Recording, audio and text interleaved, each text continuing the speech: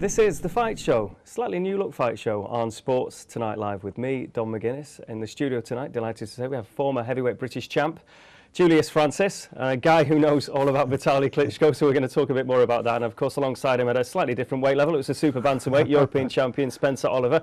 A very familiar face on our screens anyway, Spencer, and hopefully a regular guest of ours here on Sports Tonight Live. So plenty to crack on with, of course. We've got a busy weekend ahead, but just a quick word about last week in terms of Kevin Mitchell back in the ring again. It's been a prolonged absence for him.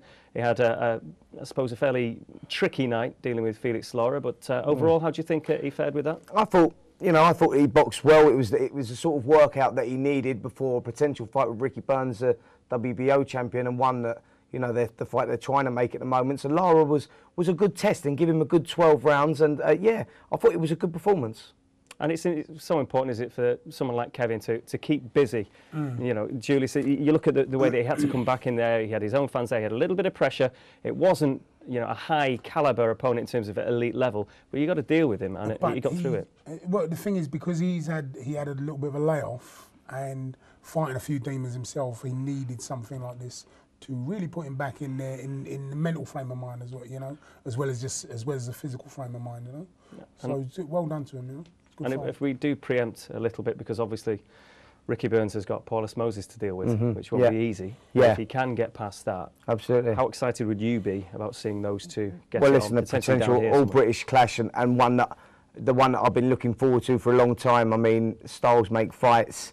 Mitchell will come forward, Burns will be on the back foot. It'd be a tremendous fight, and one that I hope to see. But like you said, he's got to deal with Paul Moses first, and if not Mitchell, I'm sure we'll get some other crack at a world title fairly soon. Other domestic tear-ups that you'd like to see at the moment? That we all talk about these all the time, I suppose, don't we? But what would be the one that you'd be looking forward to or hoping that would happen, Julius? Well, I'd like to see personally Tyson Fury with Big David Price, because I know they've fought as amateurs, and I'm mainly concerned really with watching the heavyweights and seeing the heavyweights, seeing how the heavyweights progress, and Price, to me, looking at him from his last fight and how he dispatched of Big John Dermott, did a really good job. Sure. And I think potentially he's the next biggest thing. He's the next best thing. Yeah, and for me, obviously, I'd drop down the weights. I mean, I'm looking forward to Cole Frampton, Barry McGuigan's boy. There's a lot of excitement surrounding him at the moment. Just come off a good win himself against Jamie Arthur, and Scott Quigg, which is another potential brilliant fight. The super bantamweight division at the moment is really buzzing. So, I mean, on the British side of things at the moment, there's so much talent out there, so many good fights. I mean, Derek Chisora as well would be a great fight with David Price. That's another good fight I'm looking forward to. Derek, of course, out there boxing for the world heavyweight title against Vitaly Klitschko, which we're going to talk about a little bit about later. So look, there's loads of big fights out there on the British scene at the moment. Just interesting you mentioned Scott Quigg. He does train out of Amir Khan's gym in Bolton, under the guidance now of Joe Gallagher. We just had a word with Amir Khan, because of course the big news in the last week or two has been about this rematch. So let's just hear what Amir has to say about it. Had to work very hard, you know, to get the rematch. I mean, it was tough to negotiate with Lamont Peterson and his team. At first, in my eyes, I didn't think they wanted to take the fight on, because maybe they knew they lost the first time. And then as soon as we offered them a great deal, I mean, we offered them a 50% whole world revenue deal. We never offered any fight at 50%. So, you know, we split in the middle. I mean, he is the champion on paper, so we had to offer him a great deal. So now he's taking the fight, and then we were negotiating on where to have the fight. I didn't want to go back to DC again. I want to fight. I want the fight to be in the UK, but he didn't want to come here. So we chose Vegas as the venue, Mandalay Bay again. I've had two great performances down there. I'm used to going to America and to Vegas, fighting over there, and I know I'll be treated fairly. I mean, you know, just to get this rematch is a big thing for me. I mean, it's going to mean a lot to me and my fans, especially. I want to put on a great performance, and I mean, all the critics out there and all the haters out there, it's about just, you know, putting things straight to them as well, because, you know, I did get a lot of people, I mean, saying a lot of silly things and stuff. Why do I want the rematch? I got beat fair and square. But in my eyes, I thought I won the fight. That's why we want the rematch, and now we know why Lamont Peterson didn't want to take the fight on, because maybe he knew that he really did get beat, and he doesn't want to lose them titles. So, you know, we know within the next couple of months we will bring them world titles back home again, and then I can move on in my journey towards fighting the pound-for-pound fighters. We've heard a lot, obviously, about the Peterson fight and what happened in that first one. Not really bothered about going into detail about that again and regurgitating it. But what is interesting about that, in my opinion, is that he had no intention of going back to DC. Where's the fight going to be? Because in mind of Derek Chisora going to Germany, Vegas is now seen as a neutral venue, basically, yeah, isn't definitely. it? I mean, Vegas, and that's where the money's at. You know, that is where the money's at. And it was interesting there to hear Amir saying that, you know, he's never paid 50% cut, but what Amir's got to appreciate is that Lamont Peterson is the champion. So, you know, he deserves the 50% cut. And, you know, I think Vegas is where it should be, because Vegas really is the mecca of boxing. That's where, you know, that's where they're going to draw the big crowds. They're going to get the HBO. So that's where it should be, I think. Going into the Lions Den, which Derek is going to do, is going to Germany this weekend, of course, to fight Vitaly Klitschko. An experience you've had yourself, Julius. Now, in terms of tricky away days, talk us through how it all pans out. What can Derek expect from the minute, I know he's there, or the minute he landed to fight, what's going to happen? Well, for me, in my experience, I was always treated very, very fairly, very, very good in Germany. I think the Germans always will put on a great show, and they will treat you good.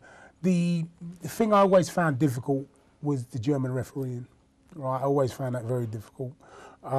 People didn't like to hear it. People didn't. Oh, you lost the fight. But you know, one fight in particular for me that I watched on TV was when now what's the guy's name? I can't remember his name now. Well, recent one. Recent. No, Mario Macklin or no, it was what's his name? Reaper. Yeah, Robin Reed and Sven Ocker. That was yeah, that's right. It was a bad decision. Yeah. It was terrible. It was basically, as far as I was concerned, the referee, every time Robin threw a jab, he was kind of deducted a point. Don't do that. But I think if you look at the history of boxing in Germany, you know, if you look right back, Julius, to when you were boxing and stuff, I mean, we never get decisions over there. It's always been the way, and you know when you're going out there, you know, don't you? Yeah, that you know that you're going to have to knock him out. You know, looking to get the draw. Absolutely. Yeah, that's what you know.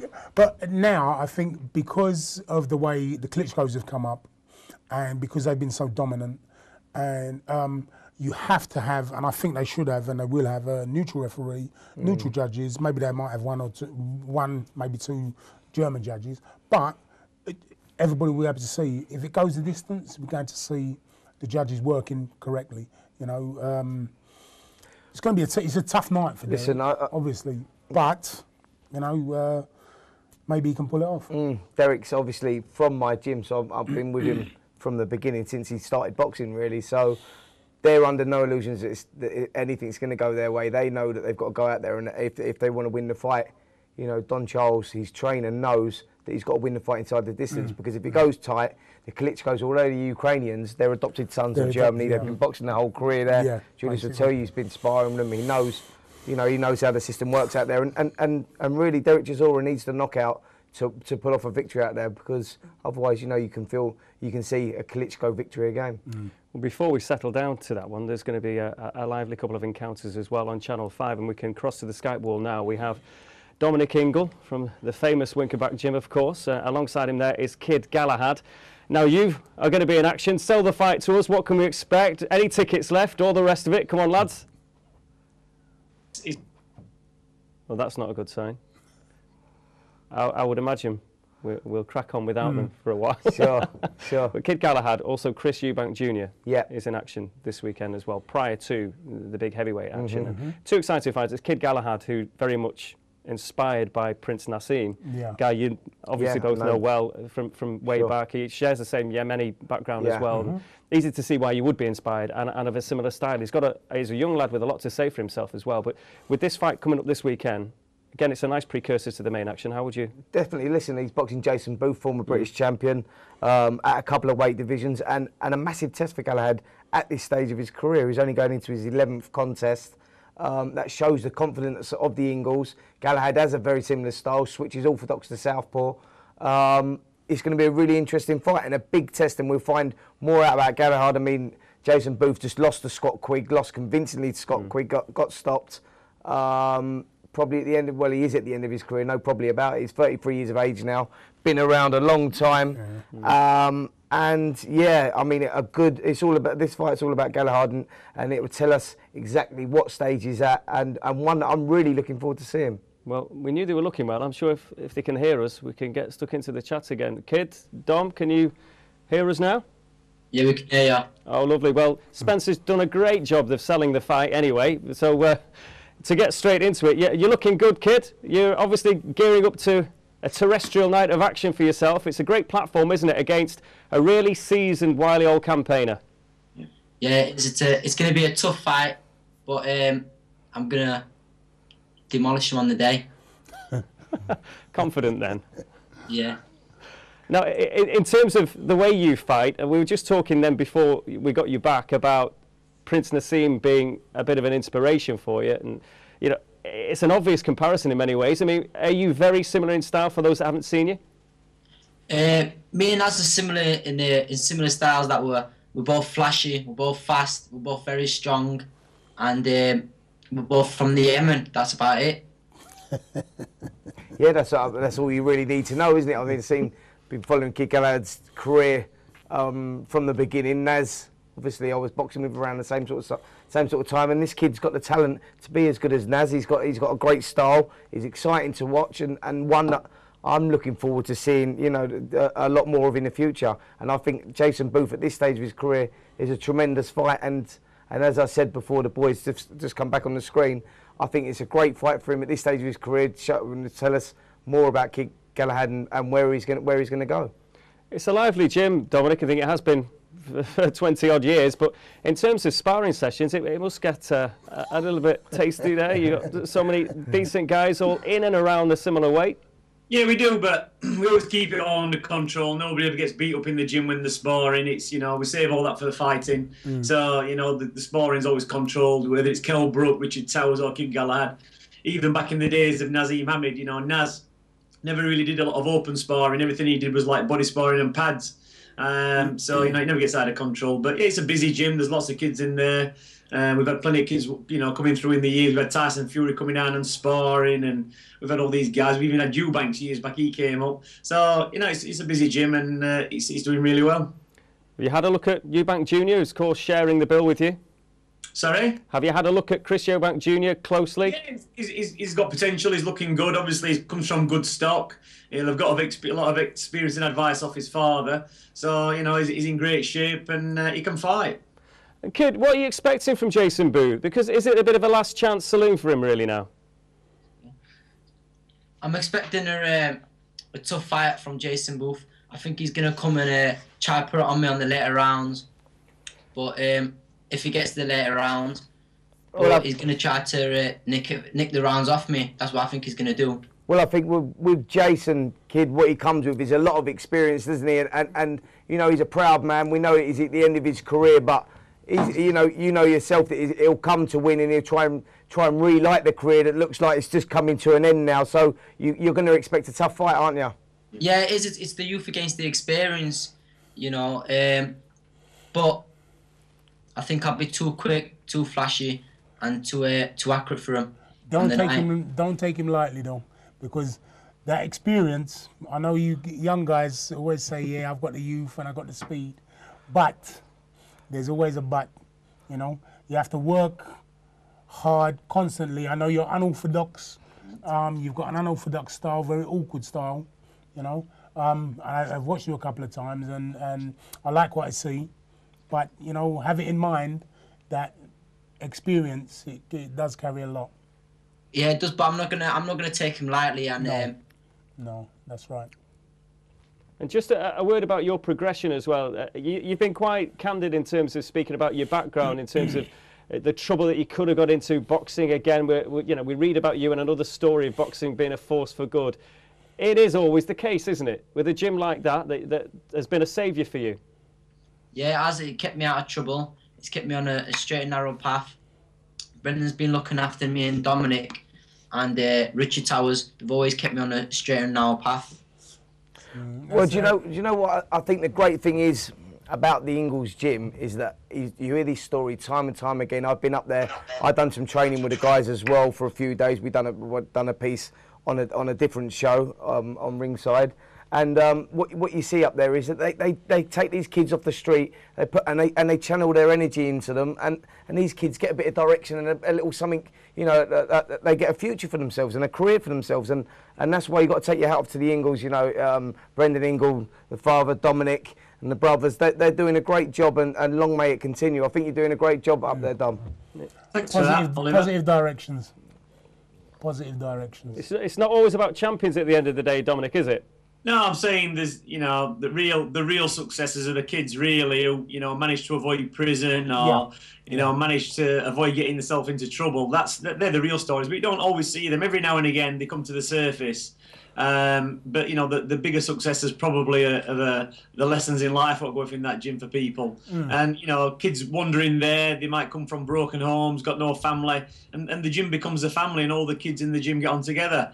And then they see people like Kid Galahad and Ryan Rose and Nazim Hamid and Johnny Nelson, all these guys coming through, and it inspires them and motivates themselves to keep themselves on track in life. And that's the way, you know, the way it should be. They look for role models in similar type of people to themselves, and they've seen these people come from a rough background and, you know, end up in decent jobs. Let's say Johnny Nelson's ended up on as a Sky TV presenter. So, you know, it motivates them because it's not just looking at some kid who's been to university or college or done really well in school and he's a success. They're looking at the people who've come up from the ground level who've had nothing to start with. Well, keep up the good work. That's all we can say from here on the Fight Show. And best of luck, kid. All the best. We will, of course, follow you very, very closely. Good luck. Yeah, all the best, Dominic. Catch you soon. Cheers. There Thank are you. the guys up in Sheffield looking forward to a big night of terrestrial TV action. Massive platform for them as well, which we'll get into a bit more as well after the break, because, of course, we are previewing the big heavyweight fight as well. Derek Chisora going into the Lion's Den to face Vitaly Klitschko. This is the Fight Show right here on Sports Tonight Live.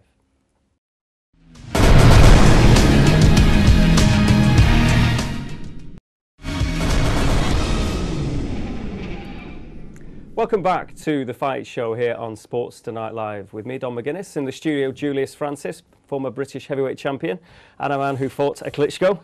Not many would want to, or even dream of being in that position, and a former European super bantamweight champion, Spencer Oliver, of course. Again, we're going to look a little bit further ahead in terms of the heavyweight fight in just a minute, but just speaking to Dominic and Kid, and again, you were enthusing about the work they do just off air there, Spencer. Absolutely. It's often said about boxing straightening kids out and the discipline and everything else, but those stories do not surface, as Dominic kind of alluded to there, enough really, do they? No, they don't, and that's what I was going to say to Dominic.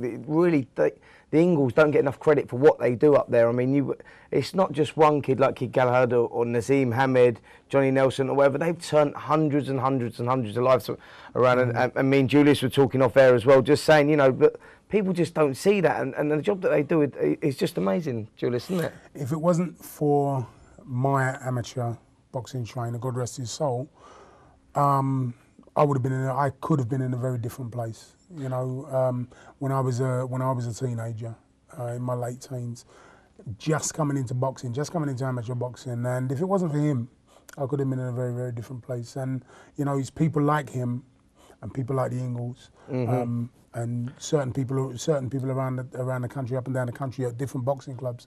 They take kids into hand who they're not getting paid for it. They're just saying, right, I can see something in you, you know, and I can see something that I don't want you to get in trouble. And they enclose them and show them little bits of skills, and then after that you start teaching them little bits of life skills and stuff like that. I think boxing really does give people discipline, doesn't it? And generally, kids that get into boxing, most of them, 90% of them, come from troubled backgrounds, or you know, they may have had broken homes, or you know, been in trouble with the police a lot. And boxing really is a saviour for kids like that, and it does teach them discipline. And whether they reach whatever level they reach, they'll always have that discipline through their lives. So you know, that's why boxing is such a success story, really. It's very powerful coming from you, considering the injury you sustained when you were coming into prime period of your career, European champion, everything's going great. You know, you had 15 fights, and then you get that injury, but you still see the amazing power of good in boxing. Do you know why, Dom? I think that, you know, I knew we all know the dangers that are involved in boxing. When we go into boxing, we never think it's going to happen to us. Unfortunately, it happened to me. But what boxing did give me, it made me see a lot of the world. I've travelled the world boxing. You know, it taught me discipline, taught me self-respect, taught me to respect others. So really, boxing was nothing but good for me. Unfortunately, what happened.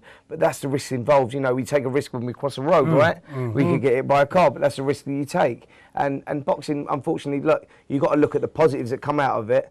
I think that, you know, if I could have quite easily been negative about boxing because of what had happened about me, and negativity, people don't draw to that. Do you know what I mean? So you just got to take the positives out of it, and I think that that's how you get on. And you know, like I said, I'm still involved now, nearly 14 years after, because you know, because I love the sport and because I'm so passionate about it. So boxing really has never been nothing but good to me. Unfortunately, I got injured, but that's the way it goes. And your involvement is still evident. Yeah, I still get involved with young people, working in the schools, working in like PRUs, which Pupil is referral units, people which, referral units and stuff like that. And I see it as I can only see it as positive. You know, when I was young, when I was 13, 14, we didn't really have those sports stars and people coming into the schools to say, look, you know, this is where you can end up, this is what you can do with yourself, this is it,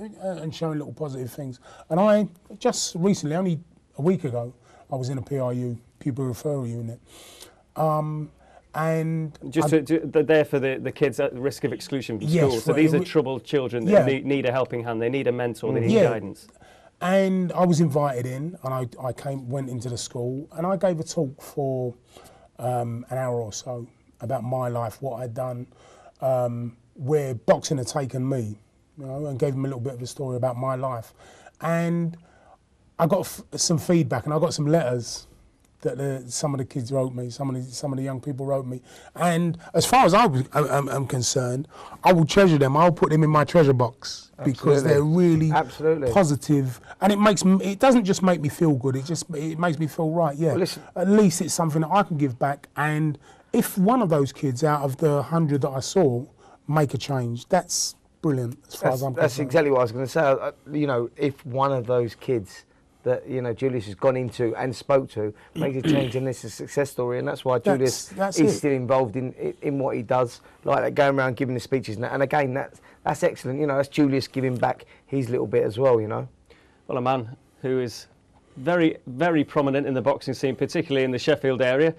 Promoter extraordinaire, trainer, is all-round good egg, Dave Coldwell. Now, if you heard any of the lads there talking about their positive experiences and the experiences that they can give to young people, I'm sure you've plenty of examples of your own, Dave.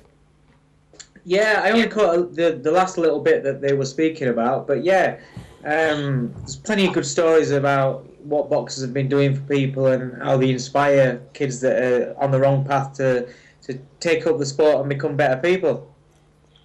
Definitely, most definitely. Yeah, I mean, Dave himself, you know, has built up. He turned his career around, had a good boxing career. Now turned around, he's top promoter.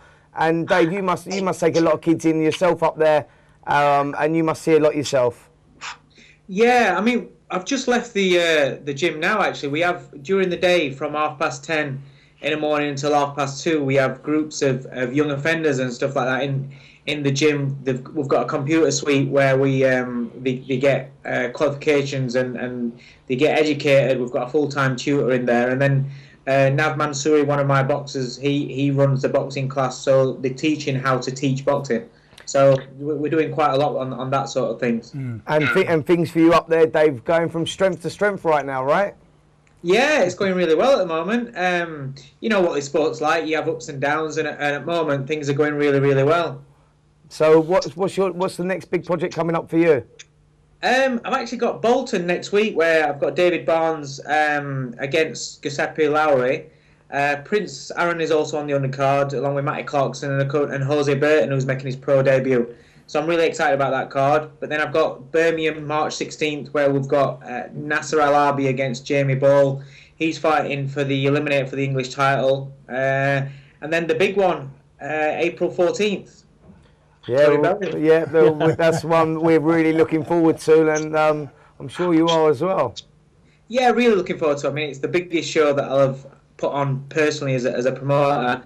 Coldwell boxing now, we're wanting to break into the higher bracket of promoters and trying to not compete but be a part of the top level of the sport. I mean, there's a lot of fighters out there. There's a lot of good fights to be made, and I think we can be part of it. It's not about competing. It's about being part of it and providing a good service to the fans and putting on good shows. Well, that's what I was going to say. That you seem to be getting like really established yourself now. You're starting to really make waves, aren't you? Yeah, I mean, I've got a good team. There's myself and my business partner Spencer Fern, and he as a businessman, he's very, very clever, and he's been a big help to me. On the boxing side of things, things are pretty much the same. We've managed to take somebody on a media side. We've got a commercial director that's going out and getting us sponsorships. So things are they're developing really fast, and we're probably about 12 months in front of what we estimated we would be, to be honest. There's a story doing the rounds about Curtis Woodhouse and Paul McGlasky. What can you tell us about that, Dave? It's not happening. That's it. We've heard it first. Is that the case? It's not on. It was a fight that was offered. I was happy with it as a manager. Curtis was happy as a fighter. Fight's not happening. Have you got any local TV involved, or you got any for your shows? No, the majority. I mean, shows are all non-television. In fact, they're all non-TV. Yeah. We had a bit of ringside exposure off of Sky for the last one at Rotherham, and obviously this one for Tony Bellew. I've teamed up with Eddie Hearn and Matchroom, so we've got it.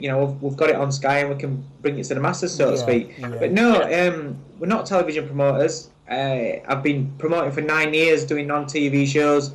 And it's just something now that I think hopefully we can break out of that, and maybe in the next round of where Sky give out contracts, they might give us a few dates. If not, then the year after we want to be in a position where we've still been putting on good shows, still been winning purse bids, and then boxing fans, people in the sport, and the people that make decisions at Sky or whatever TV channel decide, well, you know what, these warrant a few dates, so hopefully we're getting there. I suppose there's nothing like a live show anyway. There's nothing like a live, going to see boxing live anyway. Yeah. There's nothing like it. Of the events this weekend, Dave, your opinion? Kid Galahad fighting Jason Booth. I really rate Kid Galahad. I really rate him. He's a kid that's gone under the radar a little bit, but he's boxed a lot of people a lot heavier than him. So he's not got a lot of stoppages on his record. But down at championship weight, I think he's a kid that he's got a lot more pop than what you think. I think Jason Booth, to be honest, Boothie beat me, which ain't no great feat, but I'm talking about age-wise. He beat me, in my third fight, I think it was. I think he needs to retire, and I think Kid Galahad's got him at the right sort of time, and I think he'll look $1 million in this fight. And on Channel 5, it's a great breakout for the kid. All right. And you've seen a fair bit of working in and around the Hay camp as well. The Klitschkos, of course. Yeah. Del Boy, what do you think? Do you know what? There's things about Del Boy that I don't like. I don't like how he's spoke about David A and people like that in the past. But when he went over to Finland and he fought Hellenius, I became a massive fan of him and how he fought and how he gave absolutely everything for it in a foreign country. He gave everything that he had, and I thought he won that fight hands down. And I felt really sorry for him, and I'm really glad that he's built on that. It's just, for me, it's a shame that he's fighting, the bigger, stronger Klitschko. And I think I worry about it in the fact that it could be a little bit like Danny Williams when Danny fought Vitali.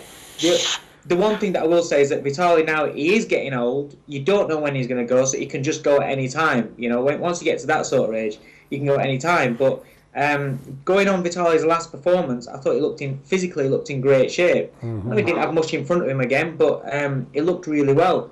So I would say that Del Boy's a big underdog, but I hope he pulls it off. British boxing, it'd be fantastic if he pulled it off.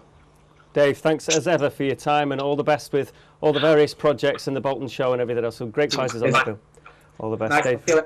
Coldwell joining us up there on the Skype wall from Sheffield. Again, plenty more chat about Derek Chisora, and interesting to get Dave's thoughts there on that. Now, again, Julius, I want to get a little bit more into what it's like, and you talked about the German situation, but when you get in the ring with that big man. One thing I would say, I think a lot of people keep going on about the age thing, all right? If you keep yourself in good physical condition age is not really a factor. And both the Klitschkos do keep themselves in good, and obviously because we're talking about Vitaly, he's the older brother, he's 40 years old. But nowadays, 40 is not old. 40 is not an old age. Yeah, and I think that the point that you made there is that the Klitschkos, they're athletes. Do you know what I mean? They look after themselves. They've got physios, they've got masseurs, they've got everything. Do you know what I mean? And they don't drink, they don't party, they don't go out, and that makes a massive difference. I think with the way that training is today, the way the way that the fighters eat today, they can go on for a lot longer.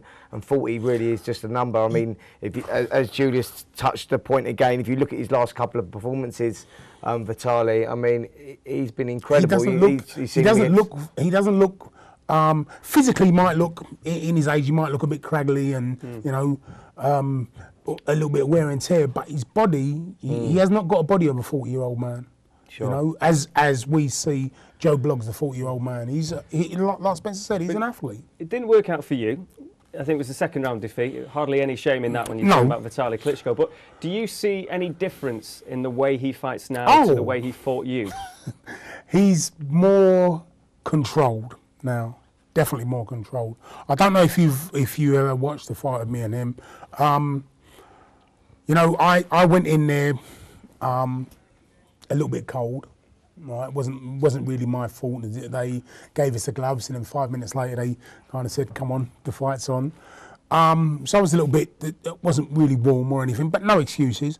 He hits very, very hard, and when he hit me, and I'm not going to lie, he hit me. He knocked me over. I got up and stood in front of him, but before another punch was thrown, I looked behind me because I thought someone came in the ring and hit me. Yeah. I thought someone came in the ring and hit me around the back of the head. But, you know, it was this big man standing in front of me. Immensely strong, immensely physically strong, and a very imposing figure as well. You know, you stand in front of him. I'm 6'2" and I'm a big guy. People consider me a big guy. But when you stand in front of Vitaly Klitschko, you're looking at his, I'm kind of coming up to the top of his chest. Here, I'm there. I've got to look up in the sky to see his eyes. And, you know, that's what the fighters, that's what Derek is going to see. You know, it's all right saying I'm going to do this and I'm going to do that. But when you get in front of the guy and then you've got to get past that big long reach, you know, when you're getting hit with something that's like when you get hit with a solid jab, it's like getting hit with a scaffolding pole. Someone poking you with a scaffolding pole at the top of the head, crack. It's a very... It's not a nice feeling. It's not a nice feeling. There's a man on the Skype wall now by the name of Joe Gallagher. I don't suppose you'd fancy getting hit by Vitaly Klitschko either, or Klitschko even. What's that, Don? Klitschko, a force of nature. You wouldn't really fancy sharing a ring with him. All the stable of fighters you've got there, they're a good bit smaller than that fella.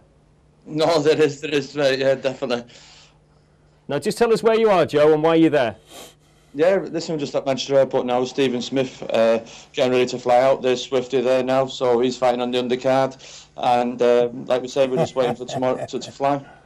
And it's a big night for Stephen. Stephen, in terms of you getting out there again on a huge bill in Germany, the Klitschko's put on one heck of a show. There's going to be a massive crowd there. It's a great opportunity for you, I suppose, to shed the memories of your last fight with Lee Selby, I'm sure, just to get that one out of the way, get it under your belt, if you like. Yeah, definitely. It's the type of bill, as you say, the Klitschko's doing it big anyway, so it's the type of bill I'd like to be at, even if I was only a spectator. So to have the privilege of being on the bill, I'm made of. Yeah, Steve, you must be looking forward to, Dom just mentioned there, the Lee Selby fight it didn't quite go your way that night. You must be looking forward to getting that out of the way, getting this fight under your belt and getting back into title contention. Yeah, definitely. You know, bad memories of me, my last fight, and you know, the only way I get rid of them is getting in again and getting the ball rolling and getting back to winning ways, and that's what I plan on doing Saturday night. What kind of atmosphere are you expecting there? I mean, would you ever fought in front of a crowd like that in an arena like that?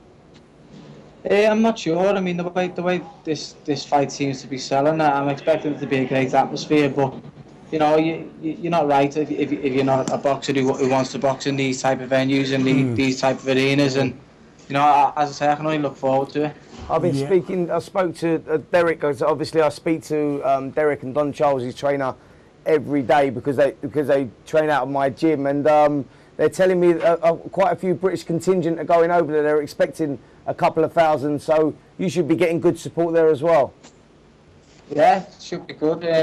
You know, he's a character there, and you know, a lot of people want him to win, and it's nice to see. And you know, he's going to have all the bits over there, and it's going to be a good night for British boxing, definitely. You got Arpad Vas, a Hungarian. What do you know of him? And you're in this situation where you've got another fight lined up anyway with Ben Jones just down the line, haven't you? Yeah, to be honest, I haven't even looked at the Ben Jones fight. You know, all my attention's on Saturday night, and yeah, Arpad Vas, I haven't seen too much of him. I've just watched a couple of clips with Joe, and you know, there's things for us to work on, but you know, I'll just be going in there to get a win Saturday night and just shake the dust off, and then I look forward to 2 weeks' time. All right, what I was just going to say, go in there, drink up the atmosphere, take it all in, pre-fight, you know, suck it all in, drink it all in, and then when you come out, whether it's quiet, whether it's loud, you've already got it. You know, it's under your belt, it's in your head, you know, and go out there and do your job. Yeah, that was it. Thanks. All right, no problem. And Joe, just have a word with you, Joe. I mean, I know that in terms of preparing Stephen for this one after what happened last time, how's it been? I mean, you took a bit of stick as well, didn't you, in terms of what happened in Liverpool against Lee Selby? Yeah, I think out of the say there was 48 Sky Sports shows, I think I was the only trainer that was interviewed for getting the tactics wrong. There's only no one interviewed me for getting them right against Quick and Crawler and everything else. But listen, that's the way it goes. Stephen's been in the gym a long time since he's been itching to put all the wrongs right, and we look forward to just getting out of the way and exercising a few demons. And Saturday night, if you notice, Stephen carried the belt into the ring the other night with Scott Quick just to get him used to going into the ring again and holding the British belt and giving that little motivation and getting rid of a few little things there. So on the night now, he's comfortable getting into a professional boxing ring again. Joey, I mean, you know, the industry we're in, I think that you're always going to, you know, if you win, you've got the tactics spot on and you're the best trainer in the world, and as soon as it goes wrong and you lose, I mean, I think it's just the way that it is, isn't it? It's just the way that people speak. Listen, I agree in that, definitely. But the thing is, when we win and get on, nothing's ever said. Yeah, just like, right, all right. Listen, no one ever said about me getting Macklin right and Stern. No one ever said me right with Quigg and Booth. No one's ever said nothing. All the lads are noticing it. It's not just me. And it's just like, right, it's siege mentality in our gym, and we're just going to knuckle down and keep delivering the bells. Well, Joe, listen, best of luck for the weekend. I'm sure Stephen will do the business, and look forward to seeing you get in that bustling, busy, ever-burgeoning gym of yours at Amir Khan's place.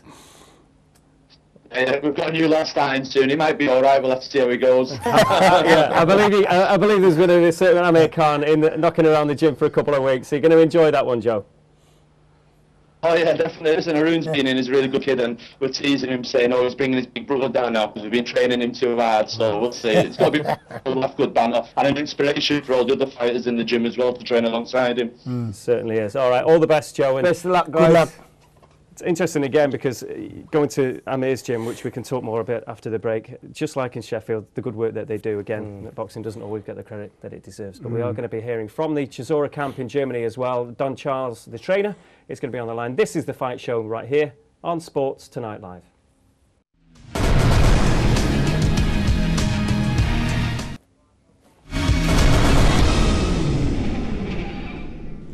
This is the fight show on Sports Tonight Live with me, Dom McGuinness, and Julius Francis, former heavyweight British champ, Spencer Oliver, hopefully regular here with us. Yeah. Answer all the questions that we can fire at you.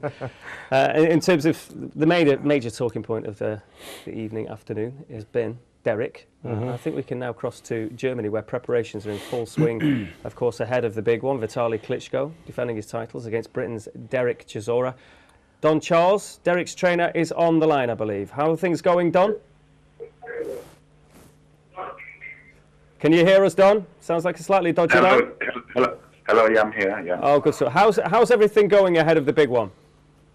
Everything's really going really well. Derek, in good form? He's in top form. He's since this beginning of the campaign, he's been really... in my friends, been really good. Training's gone so well. You always expect or suspect something, could go wrong. But touch wood, nothing has gone wrong, and he's in a really good friend of mine, so I'm really, really happy. Every trainer will tell you that. That's most important is to, number one, get the training done without any injuries, and secondly, the mindset of the fighter is very important. And like I said, he's in a very good place at the moment. Well, Donna, I've been telling the guys, I've been there since the beginning of this training camp. I told them that everything's been going well, and you're quite happy with the way things are going out in Germany as well. Yeah, I mean, look, we've been, when it first happened to us, it was almost obviously a very big disappointment. We were here just over a year ago, as you know, when we came to fight the younger brother. And obviously, we all know what happened. Vladimir pulled out 3 days before the fight. And obviously, for us, the camp, the team, it was very, very disappointing. But having said that, in hindsight, it's been like a dress rehearsal because we kind of know what to expect now. We're not phased at all in any shape or form. The team, and most important, the fighter, Derek, it's like we've been here before. So we kind of know what's being thrown at us. So again, when we first had that disappointment, it was really bad, but in hindsight, it was a blessing in disguise because we sort of know what to do. And you coming off the defeat against Helenius, which we know that Derek really won 10 rounds out of the 12. So really, and you've got this fight out of that, and Derek must be really up for it, knowing that, you know, taking into consideration that he won the European title really, but didn't get a decision. That must really give him some confidence. Most definitely. I mean, you know, everything happens for a reason. Again, we were so disappointed when the result was announced on the night. But what came out of it, again, we're delighted because, you know, it's really weird how things go in this life, you know. Whenever things happen, you always ask yourself, why did it happen? There's always a reason. And again, it's really weird to lose the fight, or we didn't lose the fight, but not to be given the fight, the decision, and then to be awarded a world title opportunity. It's really strange. I hope this story ends by Derek winning the world title, because, you know, on the books we shouldn't be where we are. Done. Yes. Julius, I'm just thinking to myself, do you think that because Derek lost against Helenius, the Klitschko's, or Vitaly in particular, because he's taken the fight, thought to himself, well, he sees something that, you know, he can have a maybe a quite ordinary, easy defence of his titles, as it were. Do you think? Yeah, if I understood what you said correctly, is that Vitaly was actually asked in a press conference in London, why is he fighting Derek Chisora? He lost two of his fights, and Vitaly replied by saying no, he disagrees. He said everybody knows that Derek Chisora won the fight. He himself, Vitaly Klitschko, said, I am fighting the winner of the Helenius and Chisora. All right, and so he feels he's fighting the better man. In his views, Chisora won the fight. That's what he said. So he feels he's fighting the better man. All right then. Well, listen, Don, I'm sorry to have to cut you short here. We'd love to chat, but we're just going to have to wish you all the very best for the weekend, and I'm sure Derek will do everybody proud as well. And best of luck. Pass on our best to the champ as well. Thank you. All right.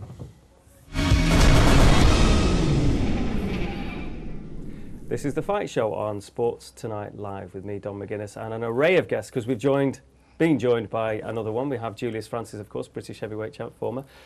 Spencer Oliver, former European super bantamweight. And now we have the Prizefighter champ himself, the light welterweight, the man who prevailed, Adil Anwar. And champ, you're looking well. There's hardly a mark on you. Obviously, it was a very good night at the office. You were actually a slight favourite, I think, weren't you? But I was, yeah. Talk us through the experience of winning Prizefighter. It was a different experience altogether. Lovely atmosphere. You know, the crowd altogether. You know, having the exposure that that I've been craving for the last 4 years, and just performing on an event like that. You know, showed obviously the crowd what I'm about. Well, it was your big opportunity, wasn't it? And you didn't let anybody down. Certainly not. You went in there starting as favourite, but I mean the consistency throughout the bouts, and the strategies are different because you're doing the 3-minute round. So right. you know, technically you've got to be different. And you done everything that was asked of you. And I thought I thought it was a tremendous performance in every fight. As I said, he was very consistent and won the final weight against Tyrone Nurse. I thought was going to be quite difficult, but you even made that quite easy. So what's for the future for you? Well, we've got an elimination now set up for Lenny Dawes. We're just waiting for the purse bids to go in. I think that's before March. Hopefully we get a date set in place and then obviously get that underway.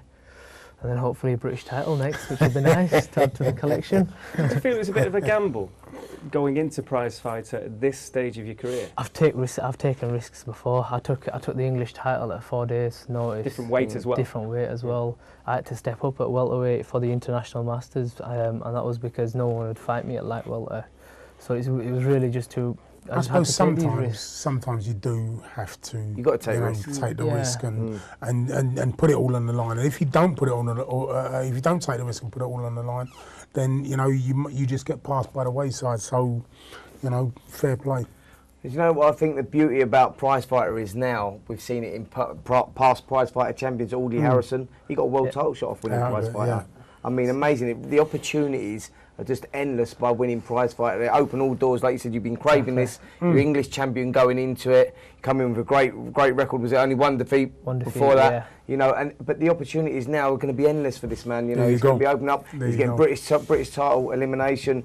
All of a sudden, he's got a British title fight. He's going to get TV exposure, and the world's your oyster. That's it. Talking about gambles, and we always, I suppose, are obsessed with domestic tear-ups and putting domestic fights. Because we mentioned Prize Fury before, but you lost in your second fight to Graham Higginson. Yeah. Now that's the kind of blow that normally can shape a career.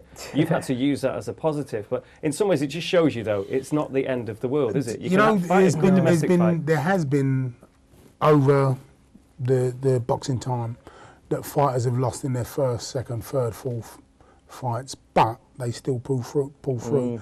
And it's about using the negative and turning it into a positive. That's right. And we see this all the time with boxers. Boxers get under, and they're put under so much pressure.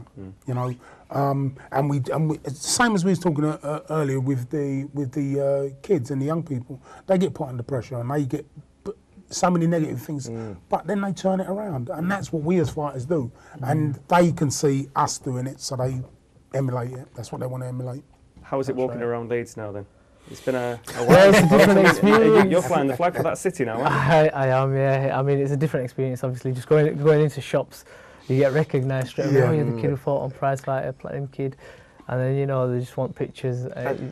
Can I do Prizefighter, believe it or not, Prizefighter, the viewing figures on Prizefighter are like so much bigger than any other Saturday fight night. Yeah, it's like definitely. It's become massive. It really has. So it's like, let's say you go in there. Both sets of fans, though, doesn't it? Boxing punters and you're kind of slightly interested in boxing. Yeah, that's right. Well, it's the whole free-round concept and all the tactics that go out the window because you lose a round, you're in trouble, aren't you? Yeah. So you've got to, do you know what I mean? You've got to go in there and you just see full action for 3 rounds, and it's exciting for people to watch. I mean, that's the strategy I used with Tyrone Nurse. I went out, put the pressure on straight away, and then that's it for the whole fight. He was coming. Because you knew each other as well, didn't you? We knew each other as well. We used to spar each other. He's a good friend of mine as well, and And that can be very difficult. It was. And now then, after this eliminator, it's Theophane in your sights. That's the idea. Yeah, Theophane in my sight. I mean, I know he's got a final defence now with Steve Williams, so I think he'll probably relinquish it from there. I know Theophane personally as well. He trains a lot at my gym. When he's over in England, he also boxes out in New York as well. Yeah. So, another great fight that would be Styles make fights, and Anwar and Theophane would be a cracker. I mean, he's a strong opponent as well, and I think someone like him will bring out the best in me, and I can test myself as well to see how. We look forward to that. Well, guess what? We've run out of time. Too much chat, too little time. But we'll all wish Derek, I'm sure, the best for the weekend ahead. Interesting to see Kid Galahad, Chris Eubank Jr. as well. And congratulations again, champ, and all the very best for the near future. We gave him this boost, We came in here a few weeks back. We were the catalyst. Adil Anwar, Julius Francis, Spencer Oliver, thank you very much indeed. This is The Fight Show on Sports Tonight Live.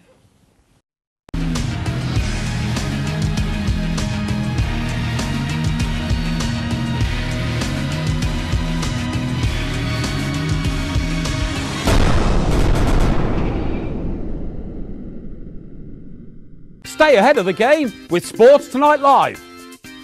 Don't miss a thing. Subscribe to our YouTube channel. Search for Sports Tonight Live on Facebook and like our fan page. Follow Sports Tonight TV on Twitter and tweet us your thoughts and opinions. Sports Tonight Live, it's the platform for the fans.